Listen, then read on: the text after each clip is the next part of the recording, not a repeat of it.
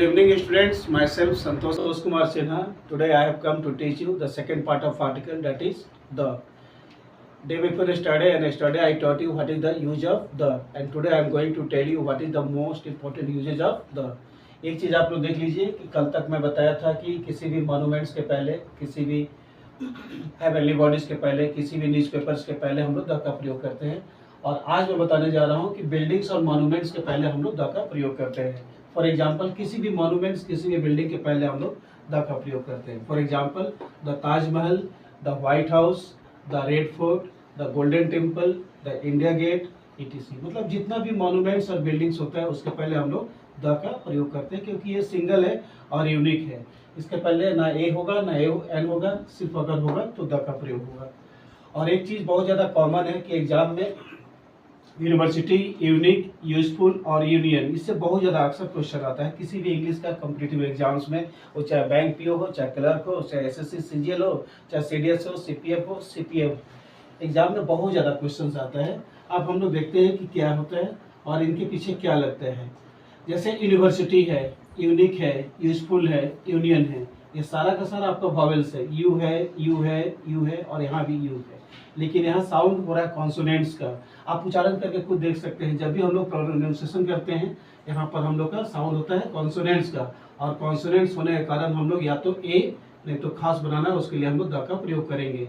For example, a university और unique और useful और union. For example, the earth is a unique planet, पृथ्वी एक अनोखा ग्रह है, ए का प्रयोग करेंगे। अ यूनिक प्लैनेट, पृथ्वी एक अनोखा ग्रह है। यहाँ पर एन का प्रयोग एकदम नहीं होगा, ए होगा, क्योंकि साउंड वॉवेल का हो रहा है।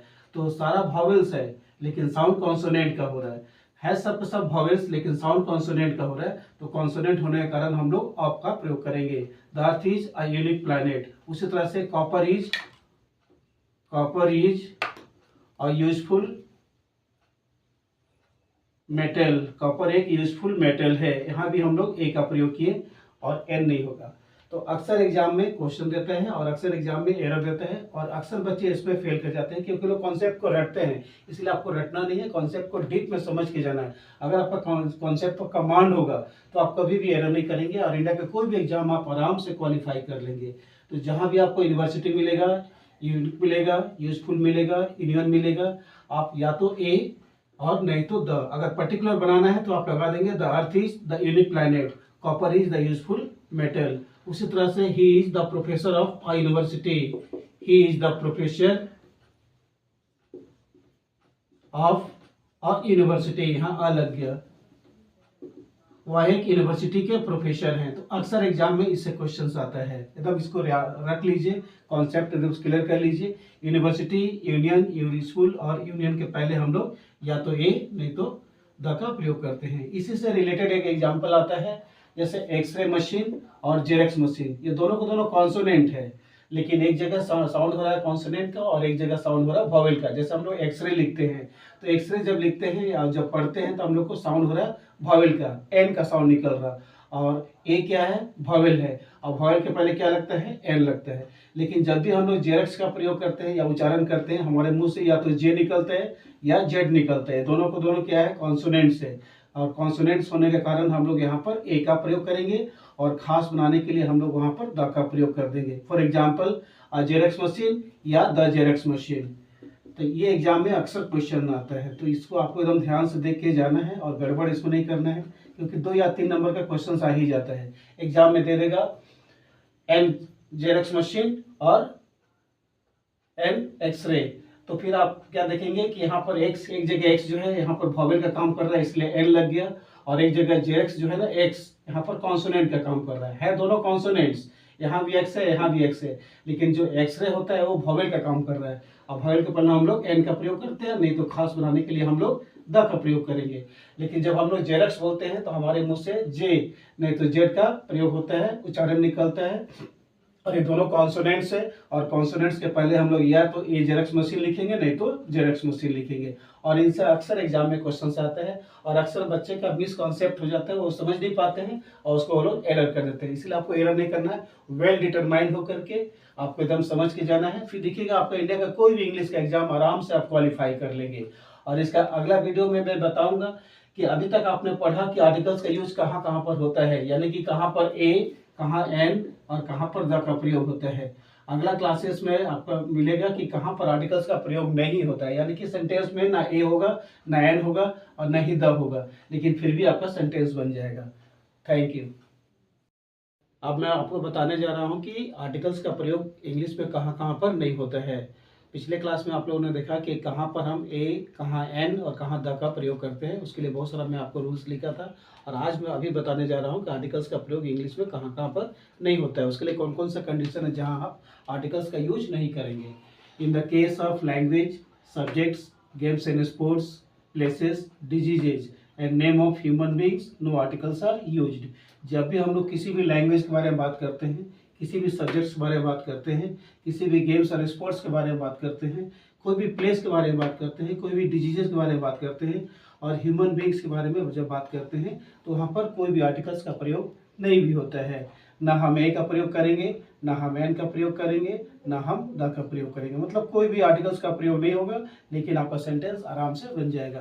तो चलिए देखते हैं कुछ एग्जाम्पल इससे रिलेटेड क्या होता है। अब देखा जाए कि इसका कुछ एग्जाम्पल्स है।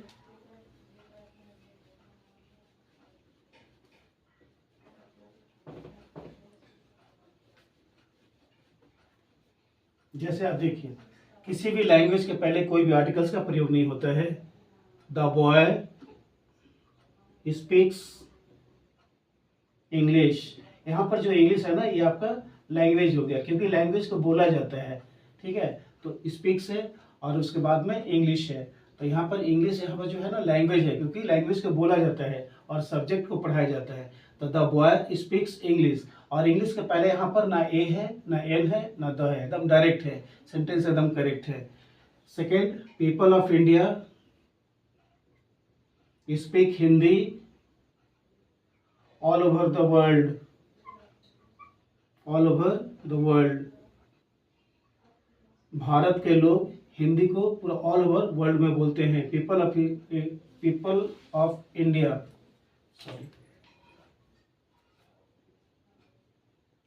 पीपल ऑफ इंडिया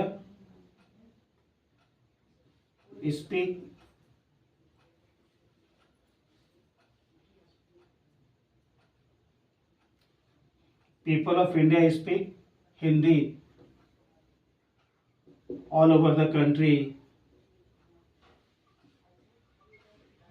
भारत के लोग पूरा देश में हिंदी का प्रयोग करते हैं। People of India speak Hindi all over the country, यहाँ पर हिंदी, यहाँ पर लैंग्वेज हो गया, क्योंकि लैंग्वेज को बोला जाता है। उसी तरह से जितना भी भाषा आप जानते हैं, हिंदी, इंग्लिश, उर्दू, गुजराती, मराठी, कन्नड़, जो भी भाषा आप जानते हैं, उसके पहले कोई भी आर्टिकल का प्रयोग नहीं होगा, लेकिन सेंटेंस आपका एकदम करेक्ट है। उसके बाद आता है कोई भी सब्जेक्ट, किसी भी सब्जेक्ट के पहले कोई भी हम लोग आर्टिकल्स का यूज नहीं होता है। For example, I teach English और आई टीच यू इंग्लिश, मैं आपको इंग्लिश पढ़ाता हूँ। तो यहाँ पर जो इंग्लिश है ये सब्जेक्ट हो गया, क्योंकि सब्जेक्ट को पढ़ाया जाता है और भाषा को बोला जाता है। तो यहाँ पे देखिए आपका कोई भी आर्टिकल का प्रयोग नहीं है। आई टीच यू इंग्लिश, मैं आपको इंग्लिश पढ़ाता हूँ। तो मतलब लैंग्वेज के पहले और सब्जेक्ट के पहले कोई भी आर्टिकल्स का यूज नहीं होता है। Second, he lives in India, वह इंडिया में रहता है। तो यहाँ पर इंडिया एक प्लेस हो गया, उसके पहले कोई भी आर्टिकल्स का प्रयोग नहीं है। He lives in India, he lives in Canada, he lives in America, he lives in West Bengal, Kolkata. तो कोई भी प्लेस, कोई भी लैंग्वेज, कोई भी सब्जेक्ट के पहले हम लोग कोई भी आर्टिकल्स का प्रयोग नहीं करते हैं। उसी तरह से अब आता है डिजीज, जितना भी बीमारी आप जानते हैं उसके पहले कोई भी आर्टिकल का प्रयोग नहीं होगा। जैसे for example, the boy died of malaria, लड़का मलेरिया से मर गया था। तो यहाँ मलेरिया एक डिजीज हो गया, जिसके पहले हम लोग कोई भी आर्टिकल का प्रयोग नहीं किए हैं। The boy died of malaria. उसी तरह से ही डाइड ऑफ कोरोना, तो कोरोना के पहले कोई भी आर्टिकल का प्रयोग नहीं है। तो आपको ध्यान में रखना है, किसी भी लैंग्वेज, किसी भी सब्जेक्ट, किसी भी प्लेस, किसी भी डिजीज के पहले हम लोग कोई भी आर्टिकल का प्रयोग नहीं करते हैं। नेक्स्ट, किसी भी गेम्स और स्पोर्ट्स के पहले हम लोग आर्टिकल का यूज नहीं करते हैं। For example, M S Dhoni plays cricket, M S Dhoni cricket खेलता है। यहाँ पर क्रिकेट एक गेम्स और स्पोर्ट्स हो गया, उसके पहले कोई भी आर्टिकल का प्रयोग नहीं है, डायरेक्ट हो गया M S Dhoni plays cricket. और ही प्लेज फुटबॉल, वो फुटबॉल खेलता है, तो आप जितना भी गेम्स और स्पोर्ट्स जानते हैं उसके पहले कोई भी आर्टिकल का प्रयोग नहीं होता है, ठीक है। और किसी भी ह्यूमन बींग्स के नाम के पहले कोई भी आर्टिकल का प्रयोग हम लोग नहीं करते, वो चाहे मेल हो या फीमेल हो, हम लोग कोई भी आर्टिकल का प्रयोग नहीं करते हैं। For example, Ram is a good boy, Ram एक अच्छा लड़का है, तो राम के पहले कोई भी आर्टिकल का प्रयोग नहीं है, ठीक है। उसी तरह से Sita is a good girl, Sita एक अच्छी लड़की है, तो सीता के पहले कोई भी आर्टिकल का प्रयोग नहीं है। Sita is a good girl, तो सीता के पहले कोई भी आर्टिकल का प्रयोग नहीं है। तो इसको एकदम ध्यान में आपको रखना है, क्या क्या कंडीशन है जहाँ पर हम लोग आर्टिकल्स को ओमिट करते हैं, मतलब ओमिशन है, ओमिशन ऑफ आर्टिकल्स।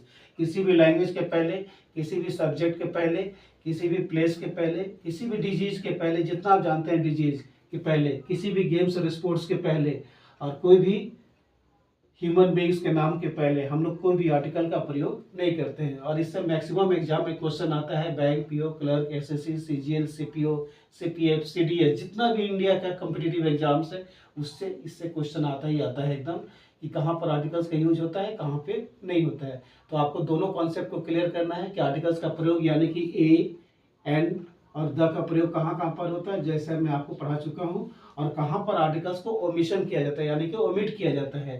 तो एक बार और मैं आपको रिपीट कर देता हूँ, किसी भी गेम्स और स्पोर्ट्स के पहले आर्टिकल का प्रयोग नहीं होता है, कोई भी लैंग्वेज के पहले आर्टिकल्स का प्रयोग नहीं होता है, कोई भी ह्यूमन बींग्स के नाम के पहले आर्टिकल्स का प्रयोग नहीं होता है, किसी भी प्लेस के पहले आर्टिकल का प्रयोग नहीं होता है, etc, ठीक है। तो इससे अक्सर क्वेश्चन आता है, और मैं अगले क्लास में आपको इससे रिलेटेड कॉमन एरर दूंगा। Thank you.